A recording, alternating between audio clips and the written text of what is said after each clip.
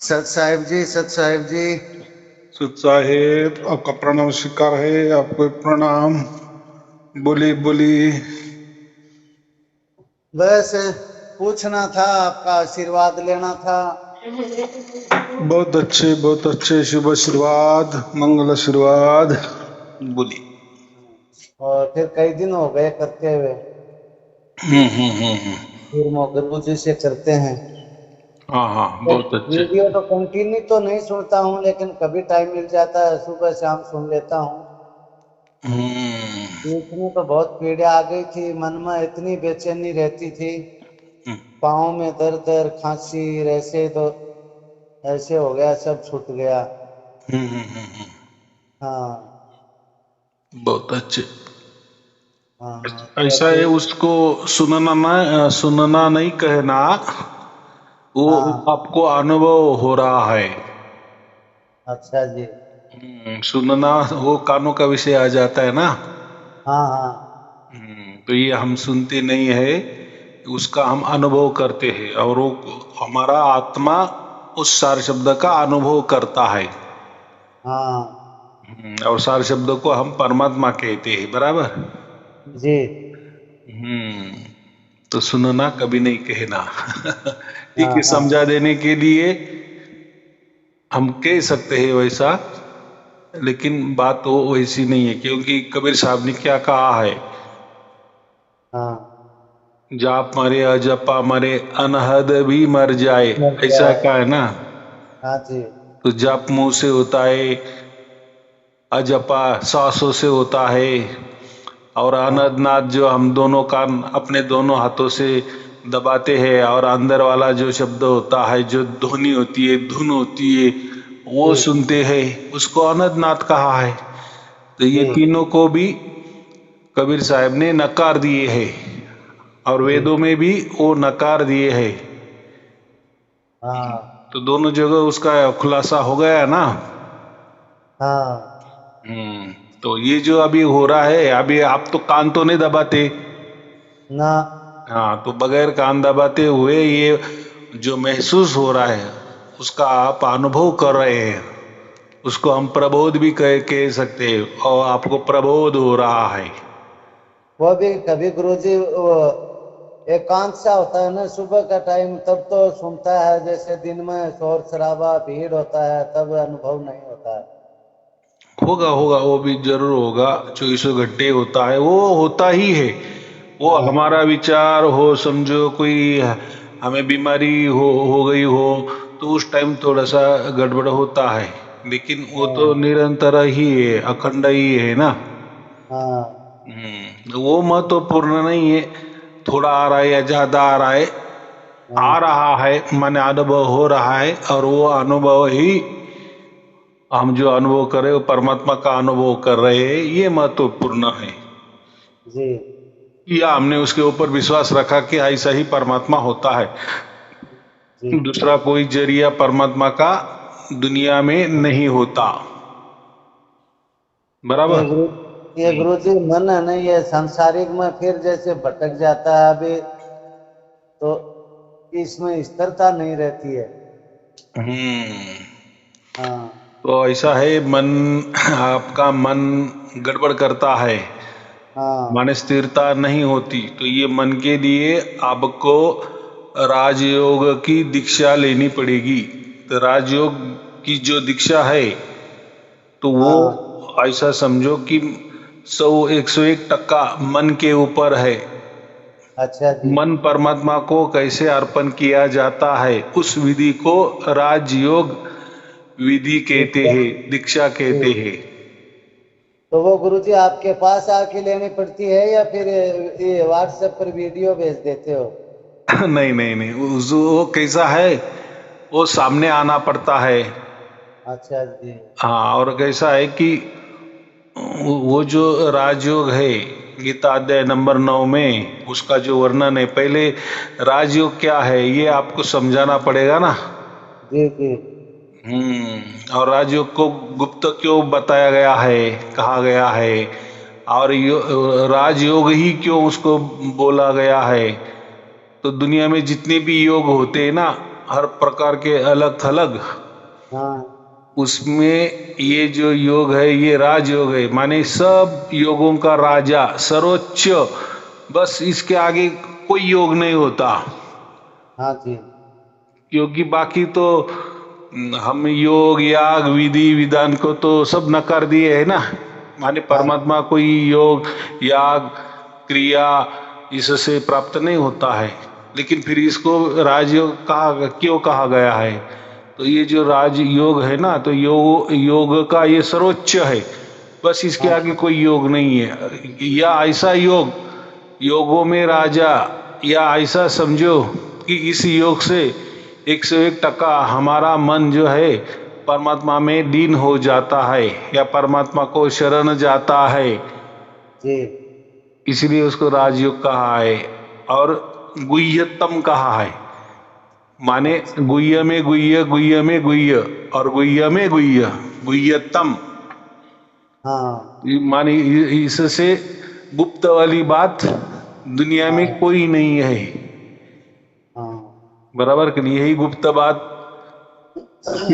श्री कृष्ण ने ऐसा गीता में लिखा है ना कि ये मैंने बात सूरज को पहले कही थी, बाद में मैंने ये बात मनु को कही, बाद में इक्वाशी को कही, हाँ जी बाद में जो राजे लोग हैं उनके तरफ गई, बाद में वो लुप्त हो गई, नाम शेष हो गई, और मैं आज तुम्हें वापिस वो उजागर कर रहा हूं, वापिस वो उसका ज्ञान दे रहा हूं। तो देखो वापिस वो दे दिया, तो किसी भी गीता में तो वो तो दिया नहीं है, उसमें तो स्पष्ट कहा है ना 9वें अध्याय में, गीता अध्याय नंबर 9 में, कि ये जो है ये गुह्यतम है, और ये योग मैं तुझे अभी ज्ञान के साथ विज्ञान सहित समझा देता हूं। हाँ ये योग का ज्ञान मैं तुझे विज्ञान सहित बताता हूं। इसका क्या मतलब होता है? प्रैक्टिकल में देता हूं, ऐसा कहा है ना। हाँ, तो विज्ञान माने विशेष ज्ञान। हाँ जी विशेष ज्ञान किसको कहते हैं? जो अनुभवजन्य ज्ञान होता है, प्रैक्टिकल में ज्ञान होता है, तो उसका तुरंत अनुभव मिल जाता है। इसलिए वो कहा है, वो कोई ज्ञान वाली बात नहीं ना कि ज्ञान गोष्ठी करे। लोग ऐसे समझते हैं कि श्री कृष्ण ने सूरज को गीता पढ़ाई, बाद में मनु को गीता पढ़ाई। भाई गीता पढ़ाने का क्या है? क्या मनु को मनु ने तो कहते हैं ना पूरा वेदों का, तो उनको क्या कहते हैं, जैसा हमारा भारतीय राज्य घटना होती है, संविधान होता है, वैसे मनु ने तो पूरा संविधान लिखा था ना हाँ जी धर्म का। हाँ, तो उनको तो सब वेदों का ज्ञान था कि नहीं तब? क्योंकि जो मनु ने जो शास्त्र लिखा है, मनुस्मृति लिखी है, उसमें तो खचाखच वेदों का ही ज्ञान है, हाँ जी उपनिषदों का ज्ञान है, तो सब मालूम ही था ना। माने ये आत्मा परमात्मा की बातें तो सूरज को नहीं मालूम थी क्या? मनु को नहीं मालूम थी क्या? इक्वाशी को नहीं मालूम थी क्या? अभी वो सूरज को जो कहा है, वो अभी ये सूरज का है क्या, वो कुछ अलग का है, वो बात जाने दो, बराबर? क्योंकि सूरज ये तो जड़ है ना। हाँ, लेकिन जो भी है ऐसा कहा दिया है, तो वो तो कोई गीता तो नहीं बताई, तो यही योग बताया था, बराबर? क्योंकि दुनिया में एक ही एक ऐसा योग है कि जो आज तक किसी के पास भी नहीं है। माने ऐसा समझो कि श्री कृष्ण ने अर्जुन को उस टाइम जो बताए, उसके बाद वापिस वो लुप्त हो गया, तो आज तक किसी को पता नहीं है, बराबर?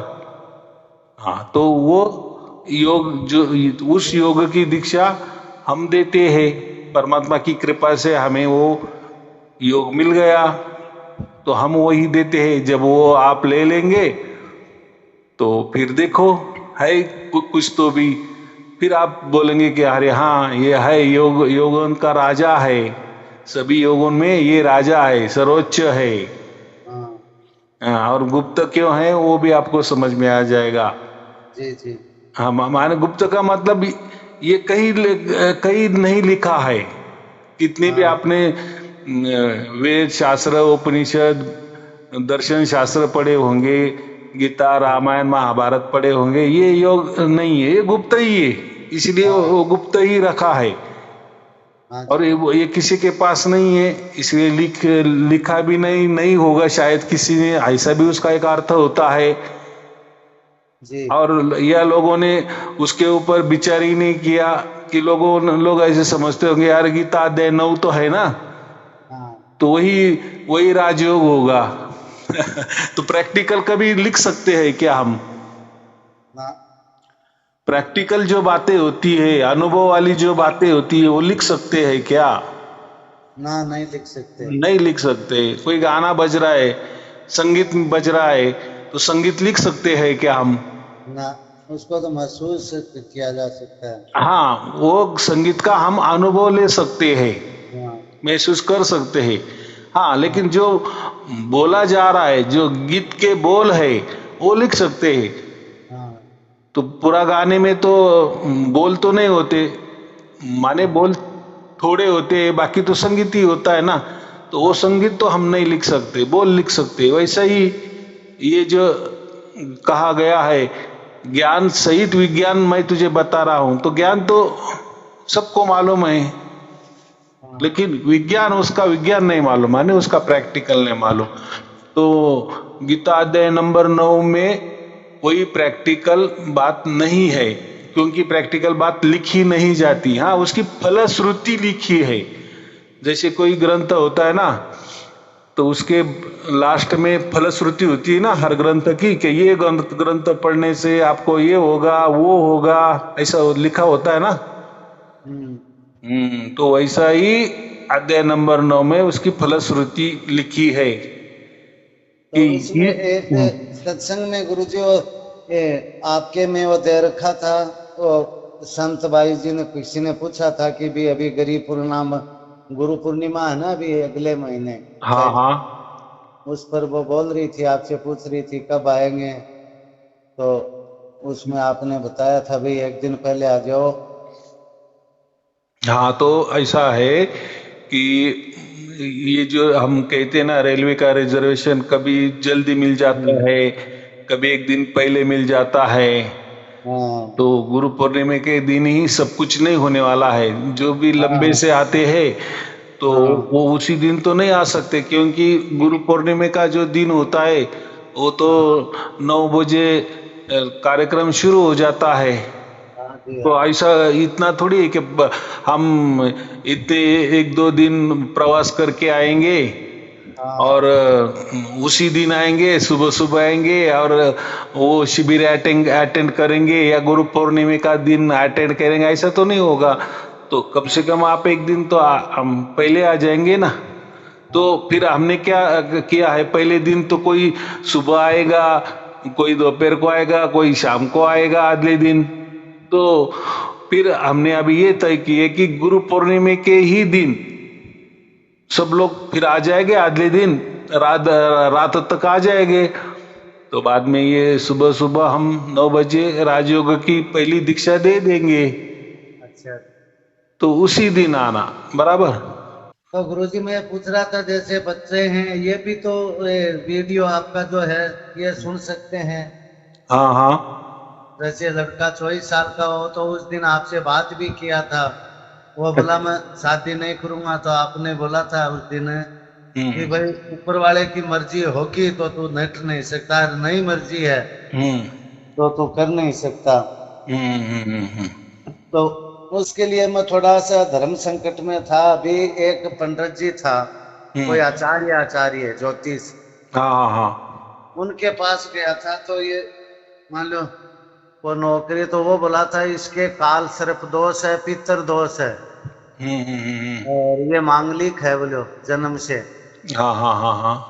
हाँ, तो शादी होगी तो मांगलिक लड़की से होगी, नहीं तो पहला रिश्ता टूटेगा। दूसरी बात, इसका निवारण करने के लिए हमारे एक तीर्थ स्थान पड़ता है झुंझुनू जिले में, लोहारगल, जो जहाँ पांडवों के हथियार रखे थे वो गड़ गए थे। हाँ हाँ हाँ हाँ। तो उसको लोहारगल बोलते हैं। तो वहां पर बोलो 80,000 रुपए लगेंगे, पंडितों को बुला के आपका काल सर्प दोष और पितर दोष और ये सब ठीक हो जाएगा। तो इसमें अभी मेरे को सस्पेंस है कि सर ऐसा हो सकता है क्या? जब अभी परमात्मा पूर्णतः मान लिया, उन्होंने जो करना है वो करेगा, जो दुख देना है वो देगा, तो फिर इन चीजों से कष्ट कटता है क्या सर? तो बच्चा तो इसमें अनवैलिड बोलता है कि ऐसा नहीं हो सकता है, उसकी मम्मी थोड़ी पक्ष में है। तो उसके बारे में सर थोड़ा सा धर्म संकट में है, थोड़ा दूर करो। अभी ऐसा है, देखो, हम ये तो बातों को नहीं मानता हूं मैं भी नहीं मानता, या जो सार शब्द संत परिवार है ये बातों को नहीं मानता। अभी क्यों नहीं मानता, इसका कारण है, देखो वेदों में ये बात का कोई जिक्र नहीं है। अच्छा। मानी ये ग्रह शांति, ये वास्तु शांति, या ये पितर वाली शांति, या ये ग्रह कुंडली नक्षत्र, ये तो है, ग्रह है नक्षत्र है, वो तो आकाश में है, वो उनका काम कर रहे, वो उनके नियम से चलते हैं। कोई ज्योतिषी ऐसा नहीं कह सकता कि ये मंगल उधर जाओ, तुम उस दिन उधर जाओ, शुक्र इसमें आ जाओ, उसमें आ जाओ, ऐसा हो सकता है क्या? कोई मंत्र तंत्र से हम उसको हिला सकते हैं क्या? शुक्र को हिला सकते हैं, मंगल को हिला सकते हैं? नहीं ला तो सकते। ऐसा है कि जिनका उसके ऊपर पेट पालने का, जिनका उसके ऊपर ही पेट चलता है, तो वो उसी में ही बोलेंगे ना कि वही सच्चा है, सत्य है, या उससे ही होता है। देखो दुनिया में जो भी बातें होती है ना, एक तो होती है या एक तो नहीं होती, माने 50-50% होता है, बराबर। हाँ जी। अभी आपने समझो उनके मुताबिक वो जो कोई कर्म है, वो कोई पौरोहित्य है, वो जो काम किया, कर्मकांड किए जी। और हो गया बच्चे का शादी, तो आपका विश्वास बढ़ जाएगा ना हाँ, कि हाँ हाँ देखो देखो गुरुजी वो जो इसके उन्होंने पास गए जो थे किसी ने कहा और था, हाँ तो हो गया। बराबर। और और समझो नहीं हो गया शादी, हाँ तो आप उनको उनके पास जाएंगे, भाई आपने इतना हमारा खर्चा ले लिया, अभी वापस दे दो आपके हिसाब से। नहीं तो हम क्या सोचते हैं, वो उस टाइम हमारा ही कोई गड़बड़ होगा। फिर वो बोलेगा कि आपने सही तरीके से नहीं किया इसलिए गड़बड़ हो गया। सही तरीके से नहीं किया, सही मुहूर्त पे नहीं किया, उसको लेके नहीं गए, उसका विश्वास नहीं था, या आप में से किसी का विश्वास नहीं था, तो वो लंबी झड़ी लगा देगा। जी। तो कहने का क्या मतलब है, ये बातें वेदों में, उपनिषदों में, या महाभारत में, रामायण में कहीं भी नहीं लिखी है। कोई नहीं मानता था। ये अभी शुरू हो गया, ग्रह कुंडली जमाओ, गुण मिलन जमाओ, शादी के लिए ऐसा करो, ये ग्रह की शांति करो। अरे भाई वो ग्रह उसका उसका काम कर रहा है, उसके उसके नियम से चल रहा है, और करोड़ों करोड़ों बरस से वैसा ही चल रहा है, और आगे भी करोड़ों करोड़ों बरस से जैसा वो नियम से चलता है वैसा ही चलने वाला है। कोई यहाँ बता के मंत्र बता के वो ग्रह वैसा चलने वाला नहीं है। ये आज देखो, आज साइंस युग है ना जी।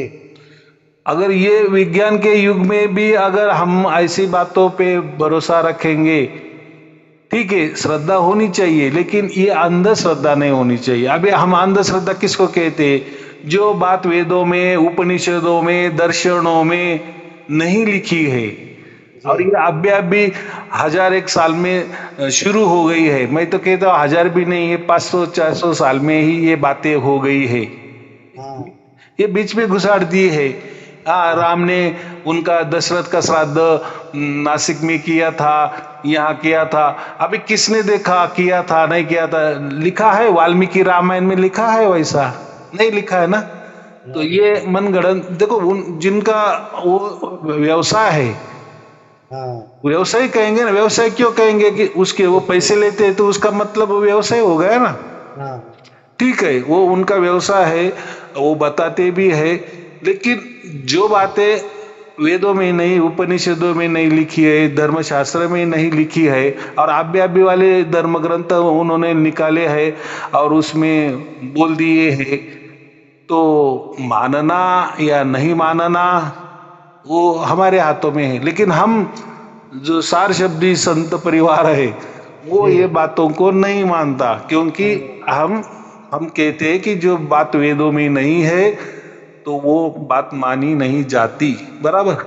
हाँ जी। तो सर बोला जन्म कुंडली जैसे निकल, जन्म तारीख है, जन्म कुंडली है, तो बोले शरीर तो पंच भौतिक है, तो इसमें बोले ग्रहों का असर तो होगा ही होगा, तो उसी से बोला ये मन विचलित रहता है, और उसी के आधार पर उसका जो निवारण करेंगे तो उसको शांति होगी, उसका कष्ट कटेगा। तो मैं तो विश्वास कम करता हूँ, फिर एक ही लड़का है तो ये मन में थोड़ा डर भी रहता है, क्या पता कुछ हो जाए तो। हाँ तो ऐसा ही होता है, ऐसा ही कंफ्यूजन होता है, करे हाँ ना करे, करे या ना करे, क्योंकि दोनों हाँ ऑप्शन है। हाँ अभी भाई देखो, जिसके पास पैसा है वो कर लेता है, फिर उस बहाने हाँ से काम हो गया या नहीं हो गया। लेकिन हम क्या कह रहे हैं कि उससे कुछ नहीं होता। अगर उसका वो टाइम, अगर वो काम होना ही होना है और आपने उसी टाइम किया, उसके पहले कुछ टाइम वो विधि कर लिया, तो आप बोलेंगे कि उस विधि से हो गया ना। ऐसा है ना। देखो ये कुंडली मिलान वगैरह ये हमारे हिंदू शास्त्र में ही है ना, या हाँ हिंदू लोग उनको मानते हैं। हिंदू में भी बहुत एक 5-10% मानते हैं। हाँ बाकी तो बाकी धर्म वाले वो तो कोई कुंडली मिलान नहीं करते ना। हाँ, क्रिश्चियन मुस्लिम इनके भी तो दोष होता है, तो वो तो करते नहीं इन वो चीजों तो को। कुछ देखते भी नहीं है।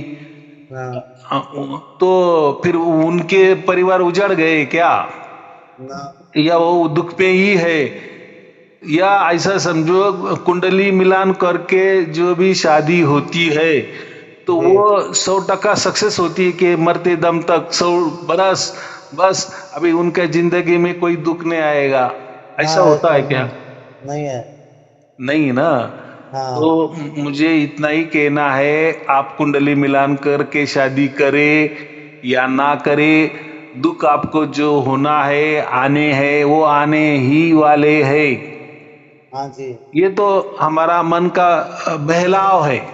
नहीं, हाँ लोग चलते हैं ना, तो लोग लोग क्या है, वो भीड़ के पीछे चलते हैं ना। नहीं नहीं, सब लोग वैसे करते हैं, हम्म, और सबको डर रहता है, मृत्यु का डर। मृत्यु का तो। क्योंकि ये लोग जो होते हैं ना, ये कर्म कांड करने वाले, तो ये सबसे बड़ा मृत्यु का भय दिखाते हैं। भाई देखो, अगर आपने कुंडली मिलान करके शादी नहीं किया तो देखो भाई, किसका कुछ भी हो सकता है, परिवार में कुछ भी, किसका कुछ भी हो सकता है, माने डरा देते। फिर हम क्या बोलते, चलो जान दो, श्रद्धा हो उसको, अंधा श्रद्धा कहो, कुछ भी कहो, पैसे जाने दो भाई, कर लो क्या करना है, ग्रह की शांति करो या क्या करना है। तो हमें उसमें उतना जाना नहीं है। हाँ तो मेरे ख्याल से वो सब बकवास बातें हैं। जिसको मानना है वो माने, जिसको नहीं मानना है वो ना माने। लेकिन हाँ आपने मेरी राय पूछी तो मैंने तो यही बता दिए कि जो बातें वेदों में नहीं लिखी है हम उसके ऊपर नहीं मानते। बराबर। तो अभी हाँ जी एक ही बात है कि जैसे श्री कृष्ण जी है, अभी हाँ शंकराचार्य जी ने श्री श्री कृष्ण जी को ज्यादा प्रमोट किया। बराबर। हाँ हाँ तो फिर श्री कृष्ण तो क्या पहले नहीं थे क्या? महाभारत तक तो श्री कृष्ण थे ना। लेकिन हाँ बाद में जब भागवतम लिखा गया, भागवत ग्रंथ लिखा गया, हाँ जी गीता के बाद, महाभारत के बाद भागवत भागवत ग्रंथ लिखा गया, तो उसमें श्री कृष्ण जी को परमात्मा बता दिए, ऐसे वाक्य डाल दिए ना, ऐसे श्लोक डाल हाँ दिए, मंत्र डाल दिए हाँ जी कि श्री कृष्ण सो भगवान, स्वयं भगवान, ऐसा लिख दिए। बस वो लोग फिर वहां से वो पकड़ने लगे कि श्री कृष्ण परमात्मा है, श्री कृष्ण स्वयं भगवान है, श्री कृष्ण जी स्वयं परमात्मा का अवतार है, बराबर। लेकिन इसके पहले जाओ, गीता में कहा लिखा है, हाँ महाभारत में कहा लिखा है जब श्री कृष्ण थे, फिर बाद में ये क्या हो गया? तो ये बात। हाँ, तो ऐसी ही बातें फिर बाद में आ गया। माने इसके पहले कभी महाभारत तक कोई परमात्मा का अवतार नहीं मानता था, बराबर। लेकिन बाद में फिर भागवत में भी अवतारवाद क्यों आ गया? हाँ देवी देवता की पूजा क्यों आ गई? भागवत सप्ताह कैसे होने लगे? कथा एक ऐसी होने लगी श्री कृष्ण के इसमें। तो कभी आपने ये सुना है गीता के ऊपर कोई सप्ताह होता है? गीता सप्ताह कोई नहीं करता, गीता हाँ के बारे में कोई नहीं बोलता। हाँ तो गीता में तो सब कुछ बराबर। गीता ये क्या है? ये गीता ये जो है, ये वेद उपनिषद दर्शन शास्त्र ये सबका निचोड़ है, बराबर। हाँ इसलिए हाँ गीता में सभी बातें आ जाती है। हाँ अगर गीता में स्पष्ट लिखा है कि परमात्मा का कोई जन्म नहीं होता, परमात्मा आजन्मा है, हाँ तो फिर ये भागवत वालों ने कैसे लिख दिया कि परमात्मा का अवतार होता है, श्री कृष्ण जी का अवतार होता है, इसका अवतार, फिर सब अवतारवाद आ गया। हाँ। तो अब चलो। ऐसे तो गुरु जी बताते हैं ना कि 24वां अवतार कल की अवतार होगा, फिर वो सबका संहार करेंगे। हाँ, तो फिर ऐसा ही होता है ना, जैसे जैसा काल माप जो होता है ना, हाँ जी। जैसे जैसे दिन पे दिन जाते हैं तो अलग थलग देवी देवताएं पैदा हो जाती है, हम्म।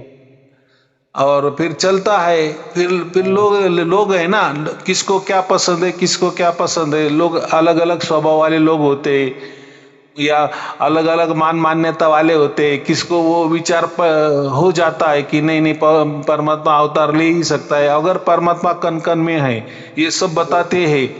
तो वो बिल्कुल। कन कन में भी है, हमारे शरीर के अंदर बाहर भी है, तो वो क्यों वापस जन्म लेगा? हाँ अगर अगर रावण को मारने के लिए राम आ गए, तो हाँ रावण के अंदर परमात्मा नहीं था क्या? हाँ या जिस टाइम रावण का जन्म हो गया उसी टाइम परमात्मा को समझ में नहीं आएगा क्या कि ये बड़ा होके क्या करने वाला है, क्या गुल खिलाने वाला है? तो वो हाँ उसको तो पहले बचपन से मार देते। हाँ तो जन्म लेने की क्या आवश्यकता है? तो ऐसा है कि वो जो लिखा है वो बराबर है कि उसमें क्या कहा है कि मैं प्रकृति को अधीन करके अपनी हाँ योग माया से जन्म लेता हूं। हाँ अभी ये क्यों, कौन कह रहा है? परमात्मा तो कोई ऐसा बोलने वाली बात नहीं ना, हाँ या कोई शरीरों वाली बात नहीं है, या मनुष्य जैसी कोई बात नहीं है कि वो बोलेगा। परमात्मा क्यों बोलेगा भाई? हाँ बराबर कि नहीं? परमात्मा कोई ये बोलने वाली बात नहीं है, या मनुष्य जैसा कोई वो मनुष्य शरीर जैसी कोई बात नहीं है परमात्मा में, वो ऐसा क्यों बोलेगा? अरे वो कन कन में है, तो ऐसा स्पेशल वो क्यों अवतार लेगा? फिर स्पेशल अवतार लेगा तो फिर दुनिया कौन देखेगा? समझो कृष्ण के रूप में परमात्मा आ गया उसी टाइम, हाँ तो कृष्ण जी जो 130 बरस जिंदा थे, रहे थे, तो फिर पूरी दुनिया कौन चलाता था? अगर परमात्मा ने ही जन्म लिया तो वो बताते नहीं नहीं, उस टाइम वो निर्गुण निराकार परमात्मा पूरी दुनिया चलाता था, पूरे क्या बोलते ब्रह्मांड चलाता था, और यहाँ भी अवतार उसने ले लिया। हाँ तो भाई फिर बोलते हैं कि नहीं वो पूर्ण अवतार हो गया, हाँ माने ऐसे भी बोलते हैं। तो ऐसे दो दो टुकड़ों में कैसे क्या? माने एक उनका जो ब्रह्मांड चलाने वाला जो निर्गुण निराकार अवतार है, या निर्गुण निराकार स्वरूप में वो ब्रह्मांड भी चला रहे हैं, कन कन में भी व्याप्त है, और उसी टाइम उन्होंने कोई जन्म भी लिया है कृष्ण के रूप में, राम के रूप में, या अन्य 24 अवतार है, तो कोई कितनी 100 अवतार कहते, किसी तो सबके अवतार कहते, तो कोई अवतार तो एक ही टाइम दो दो हो गए हैं, जैसे राम अवतार, परशुराम अवतार, हाँ हाँ, श्री कृष्ण के टाइम में भी फिर श्री कृष्ण स्वयं अवतार, बाकी कुछ भी और कुछ हो गए, व्यास जी भी अवतार, सबको अवतार ही कहते हैं भाई। वो परमात्मा को कोई काम धंधा ही नहीं है, बस अवतार ही ले लेता है भाई। तो ये दुनिया क्यों बनाई है, ब्रह्मांड क्यों चला रहा है? कोई चलाने की बात नहीं है, अवतार ही लेते चलो। तो अवतार माने हम भी अवतार है, आप भी अवतार हो। अवतार का मतलब ऊपर से उतरना, अवतीर्ण होना। उत्तीर्ण होना। तो भाई हम मनुष्य है तो सबके अवतार है। और जो हम यही कहते हैं कि अवतार का मतलब जो सार शब्दी होते हैं उनके अंदर जो परमात्मा का ये चल रहा है 24 घंटा, जो हम उसका अनुभव, परमात्मा का अनुभव कर रहे, वही असल में अवतार है। बराबर।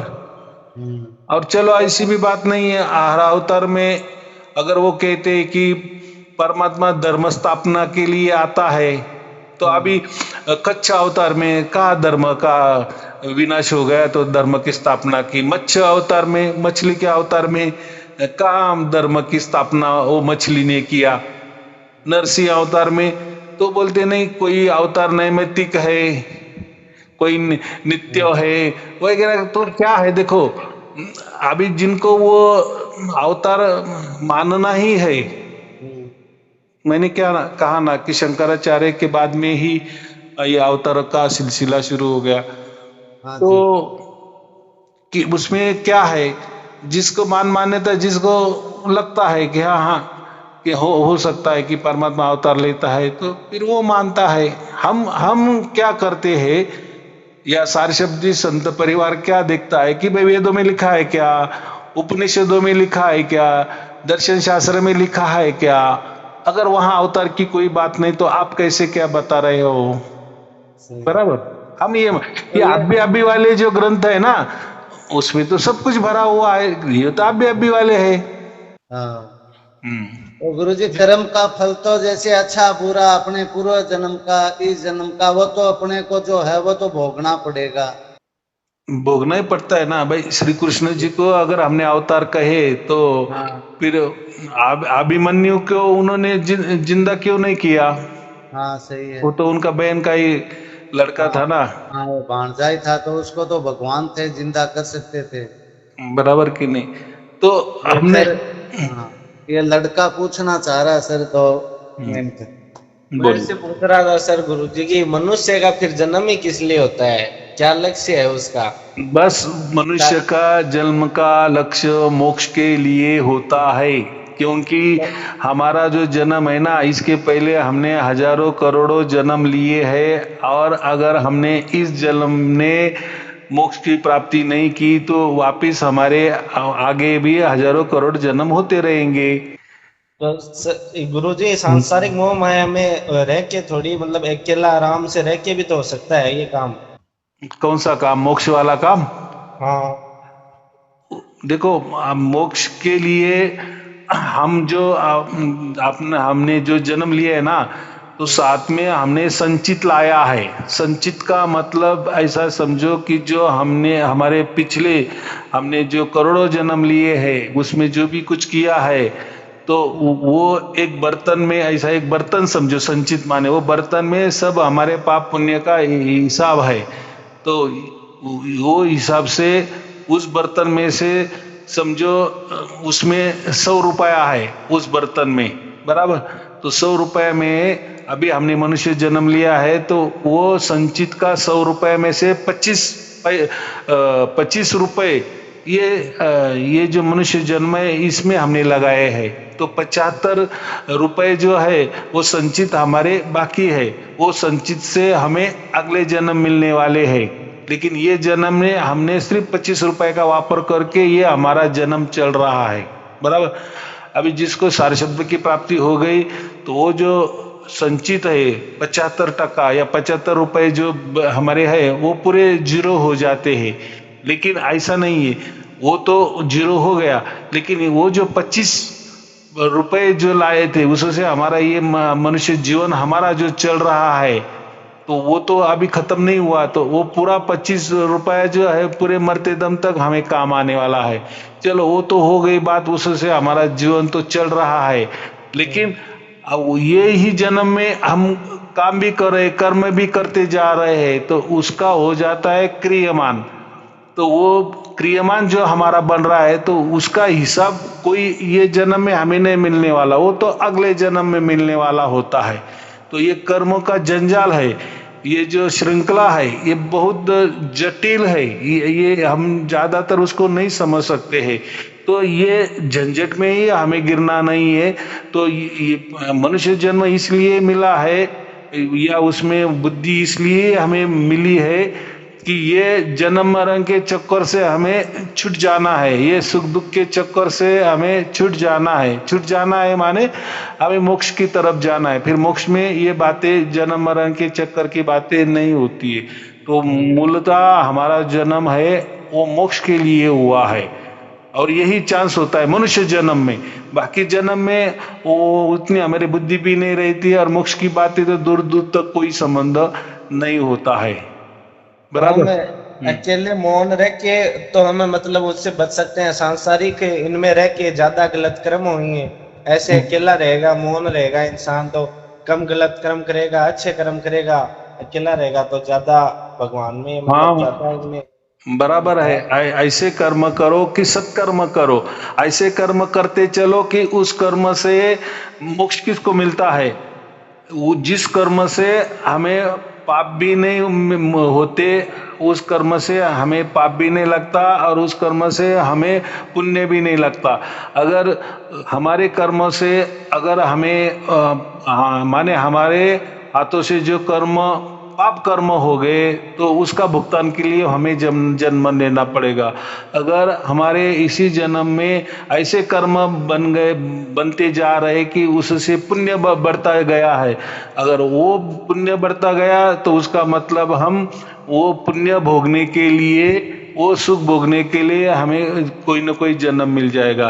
तो ये कौन से कर्म है ऐसे जिनसे हमें पुण्य मिले, जैसे कोई दान देना या अच्छे कुछ कर्म भी होने पुण्य कर्म जिससे पुण्य मिलता है, ऐसे उसको पुण्य कर्म कहते हैं। और पाप कर्म जिससे हमें पाप मिलता है, वो तो किसी सबको मालूम है कि ये करने से पुण्य मिलता है, ये कर्म से पाप लगता है।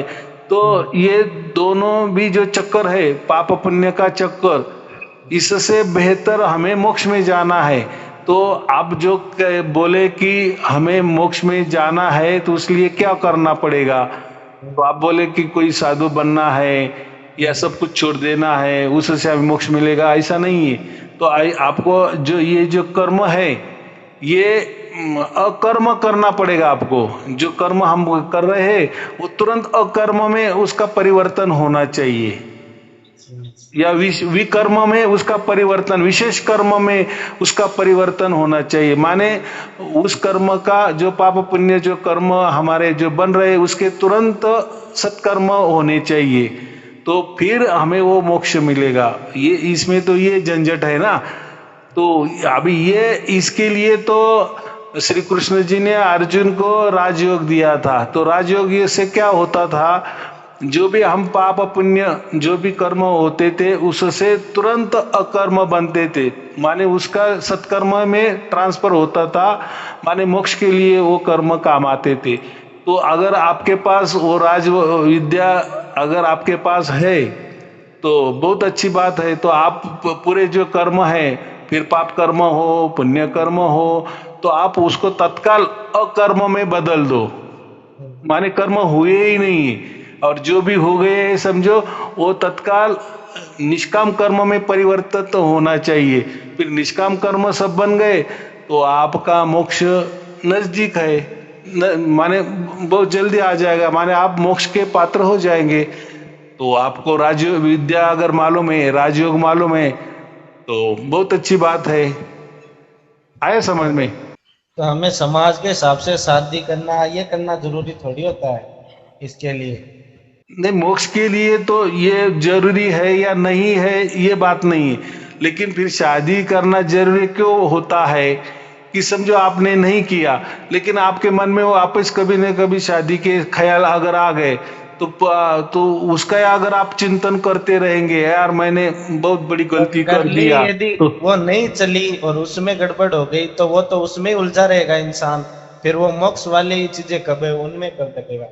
हाँ तो फिर ऐसा है कि फिर उसी हिसाब से आपके मार्ग, उस मार्ग से आप चलना चाहिए। जो साधु सन्यासी बैरागी लोग होते हैं वैसा आपका चलना चाहिए ना। लेकिन आप अगर आपके माता पिताजी के सामने रह रहे हो, समाज के सामने रह रहे हो और आप शादी करना नहीं चाहते हो तो फिर गड़बड़ हो जाएगी ना। तो जो शादी करना नहीं चाहते वो डायरेक्ट ऐसा समझो घरदार छोड़ के पूरे सन्यासी बन जाते, बड़े गुरु बन जाते हैं और लोगों को फिर मोक्ष के रास्ते लेके जाते हैं।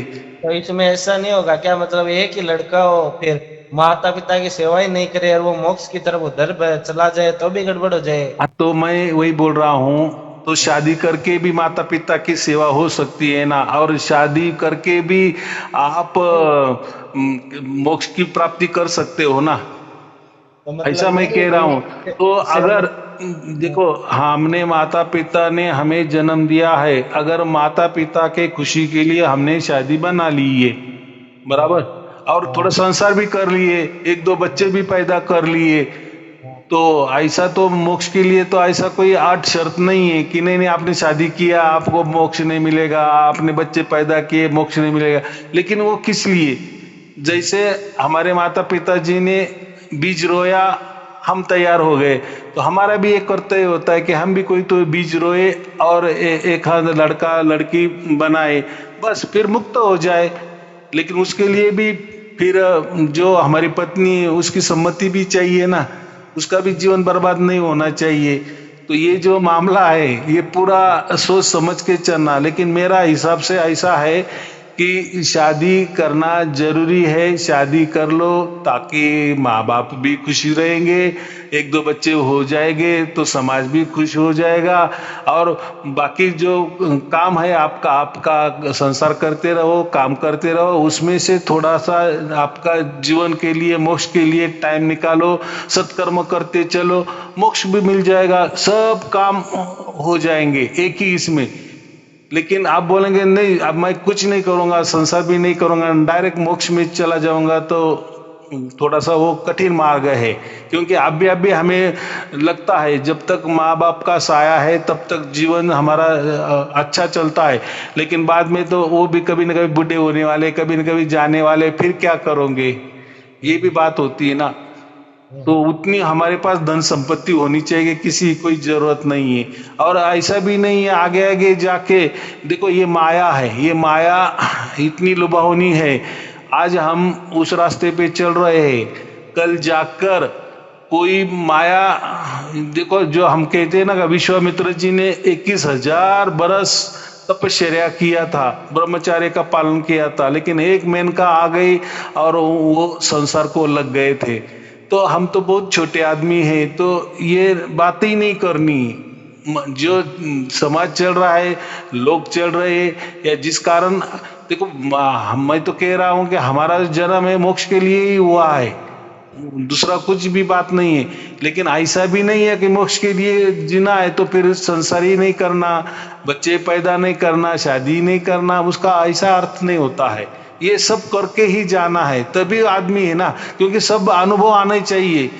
अगर समझो आप सन्यासी हो गए और आपको विचार आ गया अरे संसारी लोग तो बहुत सुखी है, इनके तो बच्चे भी है, यार क्या सुख होता होगा, क्या होता, तो जो हम क्या कहते, तो दुनिया ने या समाज ने भी हमें कुछ नहीं कहना चाहिए कि हम संसार से भागे नहीं है। हमने संसार भी करके दिखाया, शादी भी करके दिखाए, बच्चे भी पैदा करके दिखाए, और हम मोक्ष के लिए भी जा रहे हैं। मोक्ष ये करने के लिए, पाने के लिए भी हम कर्म कर रहे हैं। तो वो सबसे बड़ा आदमी समझता है ना। शादी होने के बाद जो मतलब पत्नी का ही साथ नहीं हो, वही गड़बड़ा जाए तो फिर आगे तो जीवन कठिन हो जाएगा ना। तो ऐसा है, आपको आप देखो, आप बहुत विचार कर रहे हैं, बहुत आगे वाली विचार कर। देखो दुनिया में दुख क्यों होता है, एक तो हम पास्ट वाला विचार करते हैं कि पीछे टाइम मैंने ऐसा किया होता तो वैसा हो, आज मैं हो जाता, वैसा हो जाता। और एक तो दूसरा दुख होता है आगे वाला, हम सोचते हैं कि आगे मेरा अगर ऐसा होगा, जैसे आपके अभी शादी भी नहीं हो लेकिन आप आगे वाली सोच रहे हो, पत्नी ऐसी निकली गई तो ऐसा हो गया तो वैसा। देखो वो जो है ना, वो कर्म धर्म से हमें मिलने वाला है और वो भोगना है, वो भुगतना ही है, वो उसका निपटारा करना ही है जो हमारे भाग्य में लिखा है। ऐसा भी नहीं ना आप ऐसे ब्रह्मचारी रहेंगे कहीं जाएंगे और फिर कहीं वहां कोई बवाल हो गया। अगर जो भोगना है, जो कर्म हमसे रह गए हैं, शेष रह गए हैं, तो वो कर्म तो आपका पीछा वही भी करेंगे। लेकिन ठीक है, अगर यही रह के अगर आपने वो शादी भी कर ली, बच्चे भी पैदा कर लिए, माँ बाप भी खुश, समाज भी खुश, और उसमें ही हमने टाइम निकाल के मोक्ष के रास्ते चले, तो वो बात अच्छी होगी, ऐसा मुझे लगता है। और ये होता है, या किसी ने ऐसा नहीं कहना चाहिए कि ये संसार नहीं करना चाहता था, ये भाग गया, या भविष्य में मेरी पत्नी ऐसी निकल गई, तो वो जाने दो। परमात्मा को अगर आपने कह दिए ना, मुझे ये जन्म में मोक्ष मिलना ही मिलना है, मैं जो भी करूँगा मोक्ष के लिए करूँगा, ऐसा अगर आपने तय कर लिया ना, तो देखो आप शादी भी करो, बच्चे भी पैदा करो, तो परमात्मा स्वयं आपकी इतनी मदद करेगा, आपको आपका जो मोक्ष का मुकाम है वहां तक आपको लेके जाएगा। लेकिन ये बात आपको परमात्मा को बतानी पड़ेगी। आया समझ में? तो परमात्मा साथ देता है। जो आप बोल रहे हैं ना कि मैंने अगर शादी किया, वो पत्नी ऐसी निकल गई, वैसी निकल गई, तो पहले से परमात्मा को बता दो, देखो परमात्मा मुझे तो मोक्ष ही चाहिए, क्योंकि ये अनमोल जीवन मुझे मिला है, अनमोल मनुष्य जीवन मिला है, और इसमें मुझे मोक्ष पाना है। लेकिन गड़बड़ ऐसी है कि मेरे माँ बाप तो ऐसे कह रहे, मेरा समाज तो ऐसा कह रहे हैं, तो चलो समाज के भलाई के लिए, या उनको अच्छा लगे, या मेरे माता पिता जी को अच्छा लगे, सुख कर लगे, इसलिए मैं ये कर रहा हूँ। लेकिन आप मुझे ऐसी बुद्धि दे, या जो मेरी पत्नी भी आगे आने वाली है उसको भी ऐसी तू बुद्धि प्रदान कर, ताकि वो भी मुझे मेरे मोक्ष में सहभागी या सहयोग करे। तो देखो फिर परमात्मा कैसा, क्योंकि परमात्मा हो सकता है बाकी कुछ बातें नहीं मानता, लेकिन मोक्ष की बातें बहुत जल्दी मान लेता है, क्योंकि परमात्मा को मालूम है ना, मनुष्य का जन्म इसलिए ही हो गया है, मोक्ष के लिए ही हो गया है। अगर हमने मोक्ष को ही प्राधान्य दे दिया, तो देखो परमात्मा भी हमें बहुत सहयोग करता है। और जो मोक्ष नहीं मिला इस जन्म में तो फिर क्या होगा? नहीं, तो जैसे पीछे हम हजारों करोड़ों जन्म लेके आए, ऐसे हजारों करोड़ आगे जाएंगे, मिलेगा हमें, जन्म मिल जाएगा। बाकी क्या है, वो तो श्रृंखला तो चालू ही रहेगी ना, क्योंकि हम अभी परमात्मा के पास नहीं है, हम तो प्रकृति में है, और प्रकृति का कायदा कानून तो यही है ना, जन्म मरण जन्म मरण जन्म मरण, ये ऐसा ही चलता आया है, आगे वैसा ही चलेगा। लेकिन आपका जो सवाल है ना कि आगे जाके मैं सब करूँगा, लेकिन पत्नी अगर वैसी मिल गई, या मेरा रास्ता ही अलग निकल गया, मैं मोक्ष से भटक गया, तो चिंता ना करे। मोक्ष देने का काम, मोक्ष में लेने का काम, मोक्ष के परम धाम के दरवाजे खुलने का काम, माने मोक्ष देने का काम ही परमात्मा का होता है। और सबसे परमात्मा को यही खुशी होती है कि जो भी आदमी अगर कहेगा ना कि मेरा पूरा जीवन मोक्ष के लिए मैंने लगाया, मैं मेरा हर कर्म मैं मोक्ष के लिए ही हर कर्म मैं करूँगा, तो परमात्मा बहुत जल्दी उसमें सहायता करता है। बाकी इसमें कभी सहायता करता है या थोड़ा क्या बोलता है, ना देखा अनदेखा कर देता है, लेकिन मोक्ष के बारे में या मोक्ष के लिए परमात्मा चाहे वो हो जाए आपकी मदद करेगा। बाकी सांसारिक मदद चाहे तो वो थोड़ा कम करेगा, लेकिन मोक्ष के लिए आप शादी कर रहे हो, मोक्ष के लिए बच्चे पैदा कर रहे हो, मोक्ष के लिए आप संसार कर रहे हो, तो आपका संसार भी ठीक ठाक चलेगा, बराबर। तो ऐसा मेरा मत है। तो अभी आप सोचो क्या है, लेकिन मैं गारंटी देता हूं, अगर मोक्ष के लिए आप संसार करने के लिए तैयार हो, तो देखो परमात्मा आपको सब खुशियां दे देगा, मोक्ष की खुशी मिल जाएगी, संसार की खुशी भी मिल जाएगी, बराबर। चलो ठीक है, और कोई पूछना है? हाँ, तो गुरुजी यही था कि भी अभी वो जैसे अभी ज्योतिषाचार्य जो बता रहा था, तो वो तो बता दिया भाई उनका बिजनेस है, उन्होंने उनके लिए पढ़ाई की है, तो हाँ वो तो अपना प्रचलन अपना सब कुछ थोड़ा बढ़ा चढ़ा के बताएंगे। और अपने कर्म से जो भी अपने को जो भोगना है, जो लिखा है वो होके रहेगा। और परमात्मा से जुड़े रहेंगे तो वो ऐसे ही कम हो जाएगा। तो शंकराचार्य जी की कहाँ जरूरत पड़ गई उनकी। देखो, आपने इतनी बढ़िया बात की, इतनी बढ़िया बात की, इतनी बढ़िया बात की, ऐसी बात कोई नहीं करता है।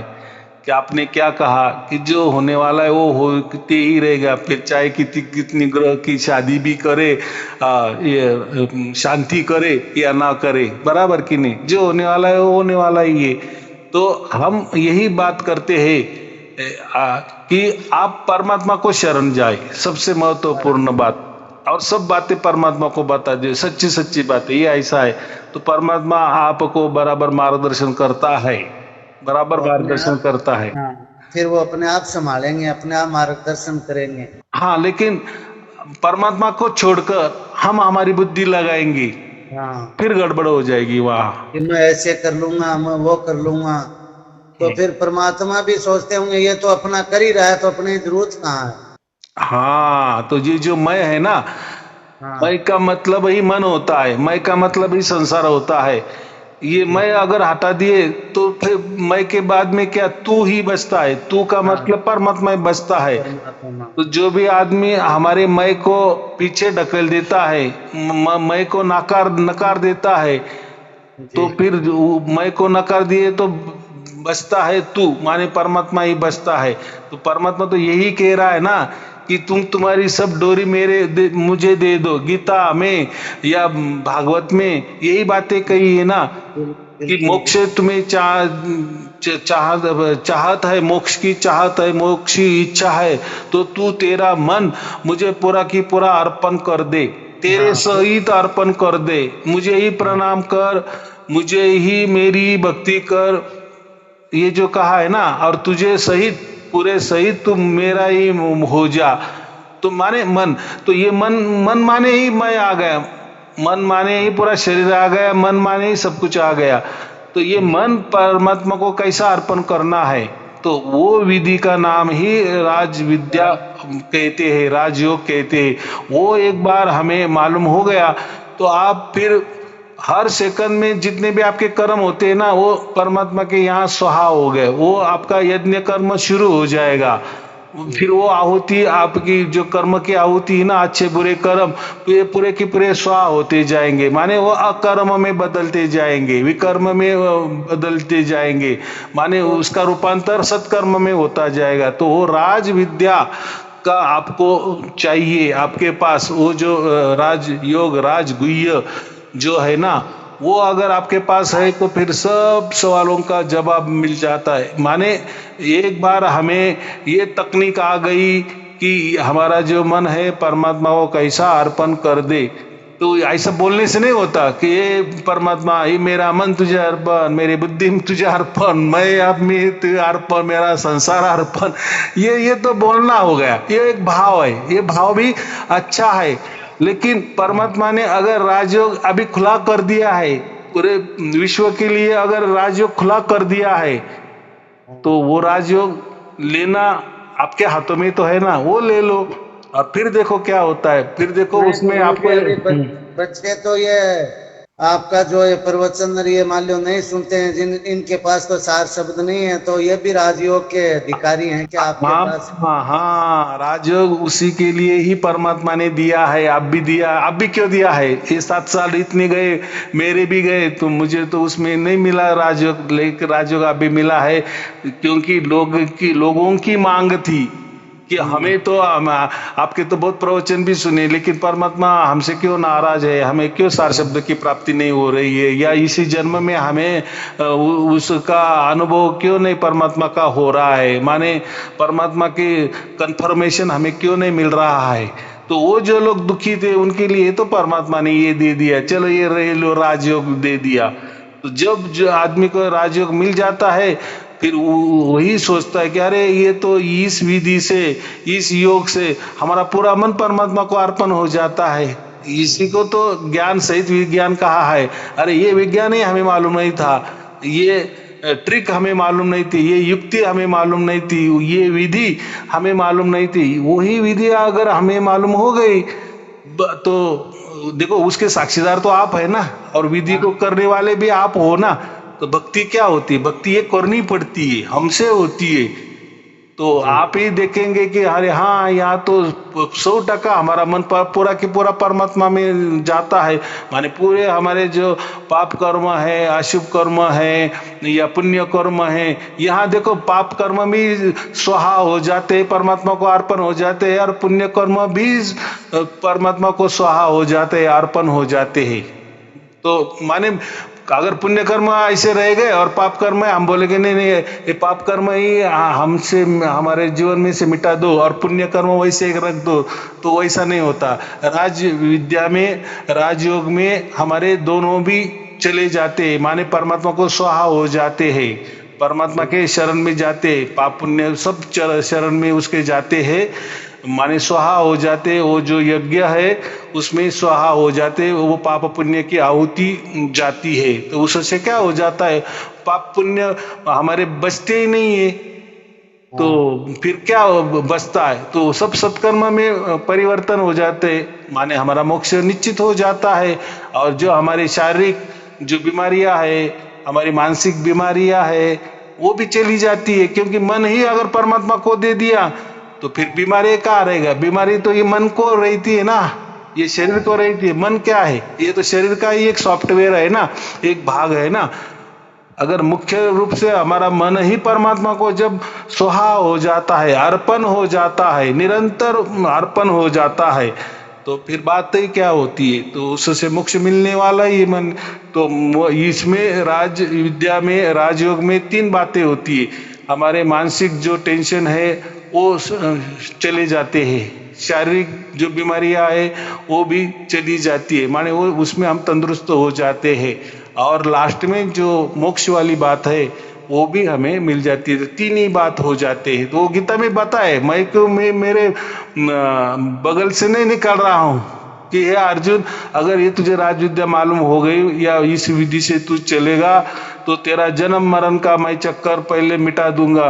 तेरा पाप पुण्य, पहले पाप पुण्य का बोला है कि मैं तुझे पाप इससे मुक्त करूंगा, पापों से मुक्त करूंगा, पहला वचन दिया। दूसरा वचन जन्म मरण से मुक्त कर दूंगा, और तीसरा वचन तेरा योगक्षेम चलाऊंगा। माने योगक्षेम में माने मैं तेरा ठेका लूंगा अगले जीवन का, अगले जिंदगी का। अगले जीवन माने अगला जीवन, माने अगला जन्म नहीं, माने ये जो चलने वाला जो जीवन है मरते दम तक, उसका ठेका मैं ले लूंगा, तो वो मैं चलाऊंगा। उसका मतलब, और आगे लास्ट में क्या कहा कि मैं तुझे मोक्ष दे दूंगा। तो देखो एक राजयोग में हमें इतनी बातें मिल रही है, तो भाई अगर दे दिया है परमात्मा ने, राजयोग खुला कर दिया है, तो हमें लेने में क्या है? उसमें थोड़ी पैसा लग रहा है। तो आपने जो कहा कि इसके लिए सार शब्द वालों की जरूरत है, उसके लिए सार शब्द की कोई जरूरत नहीं है। अगर सार शब्द मिला है तो वो तो सार शब्द सर्वोच्च है, उसके लिए राजयोग की क्या क्या आवश्यकता है? हाँ, लेकिन इतना है कि राजयोग में हमें हमारा शारीरिक और मानसिक संतुलन ठीक ठाक रहता है, तंदुरुस्त रहता है, और जीवन अच्छा जीवन जीने के लिए, सुखमय जीवन जीने के लिए, आनंदमय जीवन जीने के लिए ये दोनों बातें जरूरी होती है ना। माने हमारा शारीरिक स्वास्थ्य भी ठीक हो और मानसिक स्वास्थ्य भी ठीक हो, बराबर। तो गुरुजी आपके पास कभी आए तो पहले फोन करके आना पड़ेगा। तो देखो आप एक काम करो, गुरु पूर्णिमा के दिन आ जाओ, बराबर।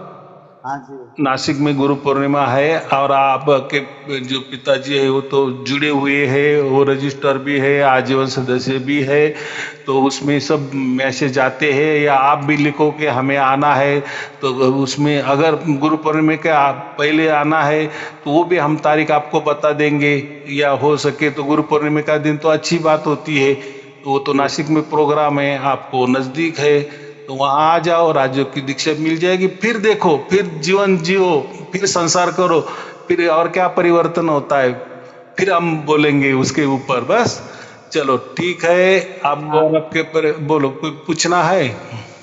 नहीं गुरुजी, यही बोल रहा था, जैसे हम तो गृहस्थी है, इधर खेती बाड़ी वाले आदमी हैं, पशु भी रखते हैं, तो फिर आए तो मेरा ये प्लान था भाई बच्चे को भी साथ ले आए, मैडम को भी ले आए, सभी आए। सबको आ जाओ, कोई बात नहीं, आप कितने भी लोग आ जाओ, लेकिन गुरु पूर्णिमा के दिन आ जाओ और ये ले लो। अगर आपको वो दिन नहीं जम रहा है, 10 जुलाई को नहीं जम रहा है, तो उसके पहले भी जो मैंने तारीख जो बताई है ना, एक 8 मई वाली तारीख है, 8 मई की तारीख है, और एक 13 मई की तारीख है, उसमें भी आप आ सकते हो। फिर आराम से हम बातें करेंगे, और कोई शंका होगी तो उसका भी निराकरण करेंगे। नहीं तो गुरु पूर्णिमा का तो है ही, सबको लेके आओ, उसमें ही सार शब्द ही चाहिए, बस सार शब्द परिवार वालों लोगों के लिए तो ये राजयोग है। जैसे आपको सार शब्द की प्राप्ति हो गई, इनको नहीं हुई है, तो खास तो इनके लिए तो राजयोग तो बनाया है ना, कि उनको भी राजयोग भी मिल जाए, माने उनका शारीरिक और मानसिक संतुलन भी ठीक ठाक हो जाए, तंदुरुस्त में रहे, संसार भी ठीक ठाक चले। और रही बात मोक्ष की बात हो गई, और आपको तो आप तो सार शब्द हो, आपका तो मोक्ष का कोई बात ही नहीं है। लेकिन ये लेने से वो भी जो आप में जो शारीरिक मानसिक कमी है वो भी भर जाएगी, निकल जाएगी, पूरी हो जाएगी। हाँ वो पूरी हो जाएगी। चलो ठीक है, आपको और आपके परिवार के लिए शुभ आशीर्वाद, मंगल आशीर्वाद। सत साहिब जी, सत साहिब जी, सत साहिब जी। सत्य है।